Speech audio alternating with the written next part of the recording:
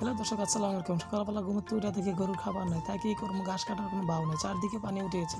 তাই চিন্তা করলাম কাঁঠাল ফেলবো, কাঁঠাল পেরে গরুকে খাওয়াবো। তারপর দেখতে থাকলাম সকালবেলা বাঘিনাকে নিয়ে কাঁঠাল গাছে পাকছে কিনা। পর অনেকক্ষণ খোঁজাখুঁজি করার পর 4-5টা গাছ দেখার পরে 3টা কাঁঠাল থেকে একটি কাঁঠাল দেখলাম পাকনা। তারপর গাছ থেকে কাঁঠালটি দেখে টান দিলাম, টান দেওয়ার সাথে সাথে পরে ফেটে গেল। তারপর গরুকে কি খাওয়াবো, নিজে খেয়ে দেখলাম কাঁঠালটি কীরকম লাগে। তারপর গাছ থেকে গরু দুটি দা থেকে খুললাম। এই হলো আমাদের সিটির 23 নং ওয়ার্ডের অবস্থা। আসলে যে কী বলবো, আমাদের এলাকায় নিয়ে কাউন্সিলরদেরকে তা বাসার মুখে বলার মতো ভাষা নাই। দেখতে দেখতে গরুটিকে নিয়ে আসলাম বাগানের মধ্যে ঘাস খাওয়ার জন্য।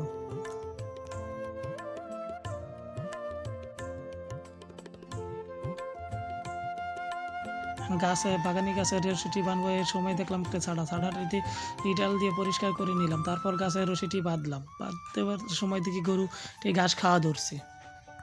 আবার দেখা হবে অন্য কোনো ভিডিওতে, তখন সবাই সুস্থ থাকবে।